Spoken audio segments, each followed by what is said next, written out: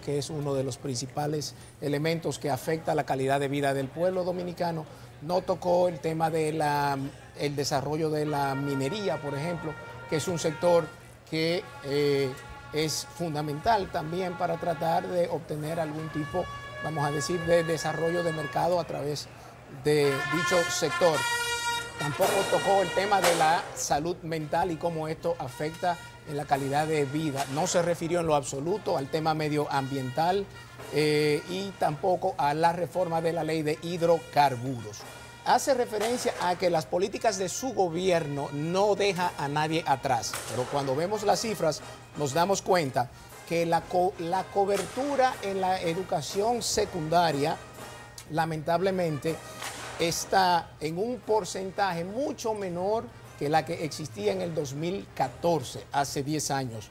O sea, que se han quedado atrás 84.093 niños. En la primaria estamos con las estadísticas de 2018, hace 5 años atrás, por lo que se quedan atrás 71.768 niños. Pero en materia de empleos, lo que ha crecido es en el ámbito informal, con más de 248.000 empleos informales, que son gente que se han quedado atrás con esa política de este gobierno. La tasa de la mortalidad materna y neonatal ha crecido en los últimos 4 años, lamentablemente dejando atrás muchas vidas de madres parturientas y de neonatos. Pero por otro lado también cuando habla de la reducción de la pobreza monetaria, si bien es cierto que se ha dado en función de todos los subsidios que el gobierno ha facilitado, no es menos cierto que en lo que tiene que ver con la extrema pobreza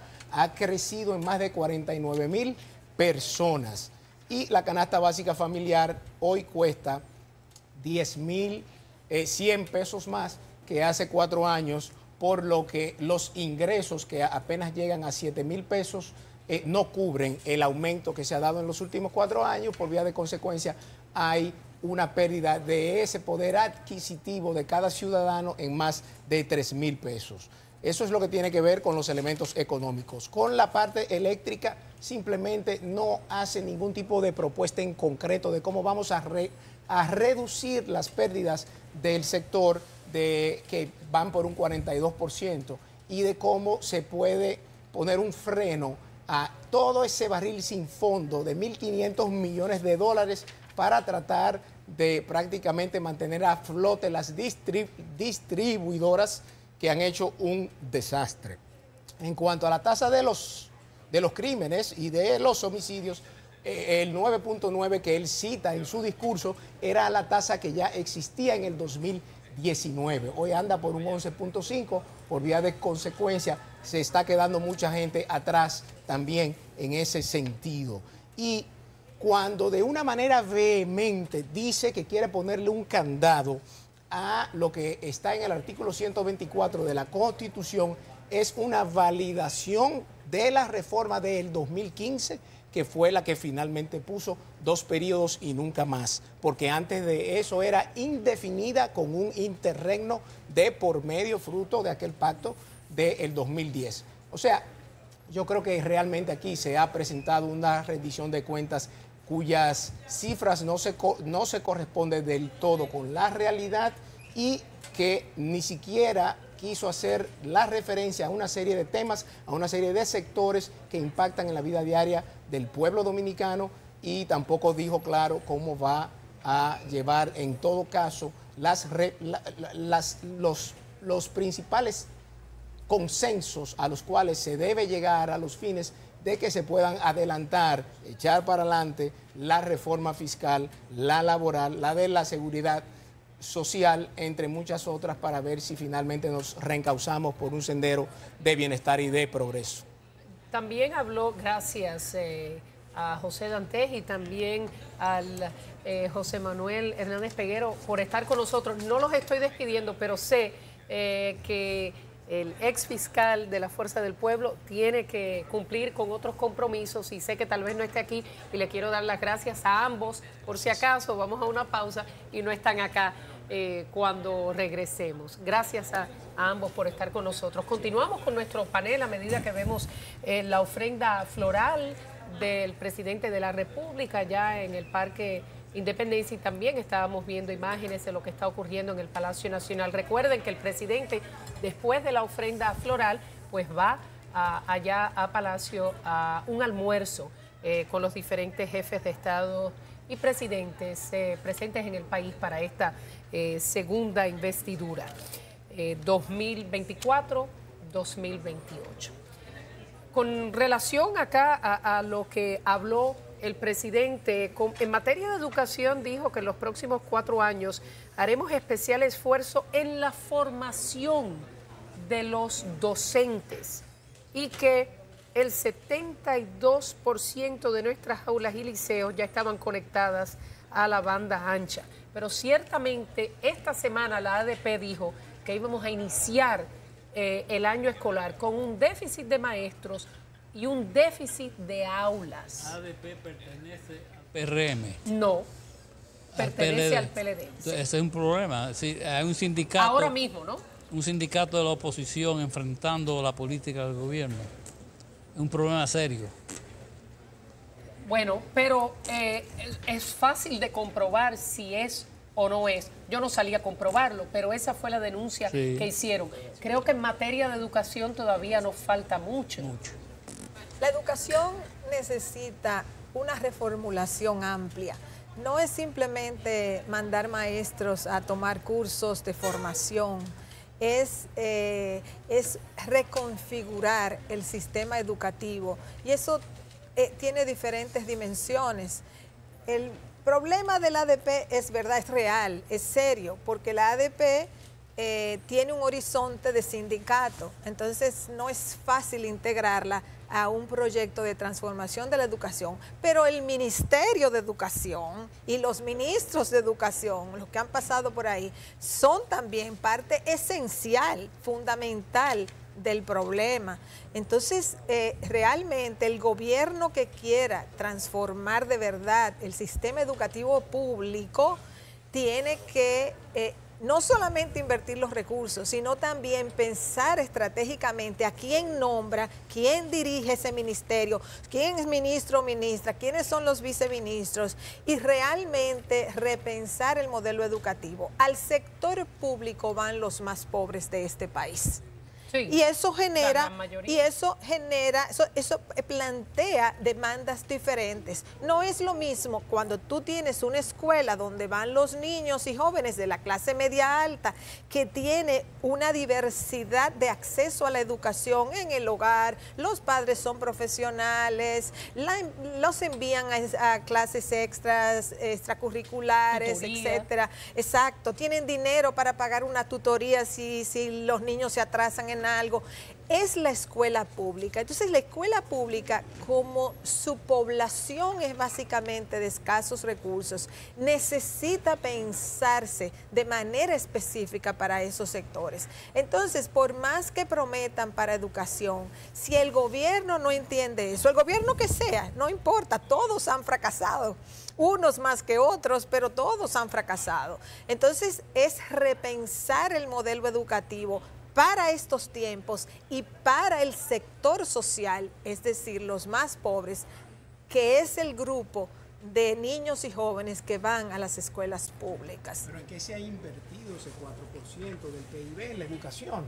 O sea, porque cuando vemos que la cobertura ha disminuido, en el caso de la primaria, 5 años atrás, al 2018, en el caso de la secundaria, al 2014, eso realmente te llama a preocupación, porque tú dices, bueno, ¿qué es lo que me ha impactado para yo no poder tener la capacidad de dar educación a la población estudiantil que ha ido creciendo? Por eso, por un lado, tenemos 80 y pico mil de niños en la secundaria fuera al día de hoy y 70 y pico de mil en la educación primaria. ¿Qué está pasando con la inversión del 4%? Pero claro, porque no se está yendo, por ejemplo, en construcción de infraestructura. Ya eso requiere un análisis específico de cómo se gasta el dinero. Por ejemplo, seguramente que hay un mal gasto en la impresión de libros. pero la impresión de libros claro, es un negociazo. Sí. Entonces, hay que tomar aspecto por aspecto y ver dónde están los problemas, dónde hay mal gasto. Esa es una parte, esa es la parte financiera, administrativa, que es importantísima. Y por otro lado está todo lo pedagógico. La calidad. Todo lo pedagógico, que es no es solamente enviar maestros a coger cursos. No, con eso no se resuelven los problemas educativos del país. Entonces, el gobierno, el presidente que se interese en mejorar la educación, tiene que prestarle mucha atención a la diversidad de aspectos que hay que tomar en cuenta y tener un ministro o ministra con todas las capacidades posibles y con todo el apoyo de un presidente para poder impulsar las reformas. Bernardo. En otros países, donde esos sindicatos de maestros causan tantos problemas, se ha buscado una solución de alguna forma privatizar una proporción mayor de la educación. Eso se puede hacer de varias formas. Una es un programa de becas del Estado para los estudiantes pobres más inteligentes que puedan irse a estudiar a escuelas privadas en su comunidad. Y en este caso específico uno puede aprovechar la tragedia de países vecinos. Se pueden traer maestros de Venezuela y de Cuba, que son muy buenos para mejorar la educación aquí. Es decir, hay que repensar en el modelo, no simplemente que los pobres van a ir a escuelas estatales. Eso no tiene necesariamente que ser así. Se pueden pensar en otras fórmulas. Y esto, por supuesto, afecta la competitividad como país que tenemos, claro, porque la educación, sin duda, no podemos competir con otros países. Y esta seguirá siendo una economía de bajos salarios. Mientras no tengamos una fuerza laboral preparada, este país va a ser turismo, zona franca. Turismo, y turismo de calidad básica, zona franca de productos básicos. O sea, es muy difícil tú pasar, por ejemplo, a tener una producción tecnológica cuando tú no tienes una mano de obra calificada que pueda trabajar en esos sectores. Leía los artículos de varios economistas y precisamente decían que teníamos que diversificar y que no fuera solo el turismo o depender solo del turismo, que le ha ido muy bien, pero tenemos una dependencia prácticamente. ¿Qué porcentaje? Sí, pero fíjate, cuando se dice que al turismo le ha ido bien, ¿qué pasa? Sí, a los empresarios turísticos le ha ido bien. Sí, entran divisas por el turismo y sí se crean empleos, pero la inmensa mayoría de los empleos que crea el sector turístico es de bajos salarios. Sí. Claro. Entonces, y de zonas francas también. Entonces, si tú lo que estás creando es trabajos de bajos salarios, es muy difícil dar un salto a un nivel de desarrollo importante. Vamos a pasar con Omar Fernández, perdona que te interrumpa. Adelante. Inconcluso todavía, que ojalá podamos ponerle como la debida atención. Inseguridad ciudadana, alta tasa de desempleo, más apoyo a los emprendedores. ¿Presenta cifras? Estamos en vivo para Noticias SIN. La cifra que presenta el presidente Luis Abinader ahora en su rendición de cuentas, su parecer. Es justo lo que estamos. Bueno, a ver, me parece que existe una dicotomía entre las cifras que se presentan y lo que nos golpea en la cara a los dominicanos. Entonces, por eso yo digo, a ver, creo que siempre el equilibrio es bueno. Yo siempre abogo por el consenso necesario, sobre todo que se busque desde el Congreso, que es el espacio en el que me toca trabajar a mí ahora, para impulsar las políticas públicas y las leyes que sean necesarias para que este país avance. Yo soy de oposición, pero soy un opositor racional. Yo no me opongo a lo que le convenga al país, aún venga del Poder Ejecutivo. Ahora bien, yo lo que espero es que ese país idóneo que describe el presidente se pueda convertir en realidad, porque la verdad es una cosa lo que se dice en cifras y otra lo que nos golpea en la cara. Existe como una dicotomía bien clara entre una cosa y otra. ¿Es una prioridad la introducción de la reforma constitucional? ¿Es una prioridad?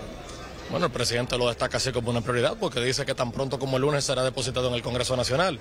Y prioridad también para los legisladores entender de qué se trata esa pieza, para saber cómo defendemos al pueblo dominicano una vez la podamos estudiar. Desde la oposición, Omar, ¿hay buenas expectativas con lo que ustedes establece? Diríamos, uno no sabe ya ni qué esperar, porque hasta hace 2 o 3 días aún se modificaban algunas cosas. Por suerte que se ha dejado fuera un tema que a nuestro parecer podría terminar debilitando el Ministerio Público. De forma que ya veremos finalmente lo que trae, pero en todo caso podría ser que carece de sentido en este momento una reforma a la Constitución. Hay muchos temas muy urgentes en este país que tenemos que atender con mayor prioridad, así que ya veremos de qué se trata esa pieza finalmente. Gracias. Gracias, señor. Escuchamos Escuchamos las declaraciones del senador del Distrito Nacional, Omar Fernández, quien también es vocero del bloque de la Fuerza del Pueblo en el Senado. El presidente también habló de la reforma del sistema de seguridad social para este 2024. ¿Qué hace falta para una reforma que todos los analistas dicen también es necesaria, pero en medio de tantas reformas, ¿qué es necesaria para poder lograr la del sistema de seguridad social, Magín? Bueno, va a haber que orar un poco, porque mira, prender todas las velas a claro, todos los santos. Bueno, lo que pasa es que la agenda de reforma es muy ambiciosa. Pero fue, todas estas reformas él las había por cacareado eso que en no han el hecho primer casi año nada, de gobierno. Porque Bueno, es que el presidente ha anunciado una lista de reformas, pero no impulsan las reformas. Claro. Yo me pregunto, ¿hay la disciplina interna dentro del PRM para que esta es la línea, voten así y que la gente vote o que se dividan? Aparentemente, quiero abrir mi computadora para que ustedes vean, y voy a citar porque lo hice textualmente. El presidente el domingo dijo que dijo a directores de medios, que una vez que se presentara el proyecto, él estaba dispuesto a escuchar y había estado dispuesto a escuchar. Pero una vez que se presentara el proyecto y ya estuviera en discusión ese día, ¿verdad?, que no se permitirían y que iba a proponer so pena de expulsión si algún legislador de su partido se ponía a proponer algo diferente ese día. Un presidente que no va a la reelección y hace eso, no sé cuán débil va a estar al final del periodo. Pero él, o sea, tienen la mayoría absoluta, 140 diputados del PRM neto, 146 con los aliados, igual lo tienen en el Senado. Y el presidente dijo a los directores de medios que un proyecto de reforma lo podían presentar en cuestión de un mes y aprobar rápido. O sea que en cuestión de un mes podría haber... Ellos pueden hacerlo. Lo que pasa es que un presidente no puede decirle eso ni siquiera a los legisladores de su propio partido. No es porque no se estile que los legisladores de los partidos apoyen lo que sometan. Sí, eso se hace a cada rato. Cada vez que llega un préstamo al Congreso lo aprueban. Incluso los de la oposición lo aprueban. Lo que sucede es que un presidente no puede decirle a los legisladores, incluso suyos, usted vota por lo que yo le presento, so pena de. No sabemos cuál es la pena de. Dijo así. Dije en la semanal, voy a convocar a los congresistas del partido esta semana para reunirme con ellos. Y dijo, que no iba a aceptar recomendaciones, quizás me expresé mal, pero sí estoy llamando al país entero. ¿Cómo no voy a aceptar opiniones de los mismos legisladores nuestros? Lo que yo he dicho, y se los voy a repetir cuando me reúna, que cuando en el medio de la Asamblea Revisora están desautorizados, y voy a proponer so pena de expulsión al que empiece a levantar o diga cualquier cosa ese día diferente a la propuesta. O sea, si él se hubiera limitado a sus dos puntitos, el de ponerle un candado a la reelección y el de modificar el que el presidente le presenta al Consejo Nacional de la Magistratura, la persona que quisiera como procurador o procuradora, si fueran esas dos cosas, ok, lo pueden aprobar fácilmente, pero el Poder Ejecutivo ha introducido otros puntos. Son 4 puntos importantes. Sí, pero hay un punto complicado, que es el más complicado, que es el de los diputados. Y no es por la reducción. El problema está en que te aumenta el número de diputados nacionales a 20, que no se elige directamente, sino que los partidos, las cúpulas de los partidos usan para poner su gente, y reduce de manera desproporcionada la representación de los legisladores de voto directo por población. Ahí hay un problema. Vamos a hacer una breve pausa y ya regresamos en esta cobertura especial. Me dicen de los controles que tenemos que hacerla. Esta cobertura especial, segunda investidura del presidente Luis Abinader.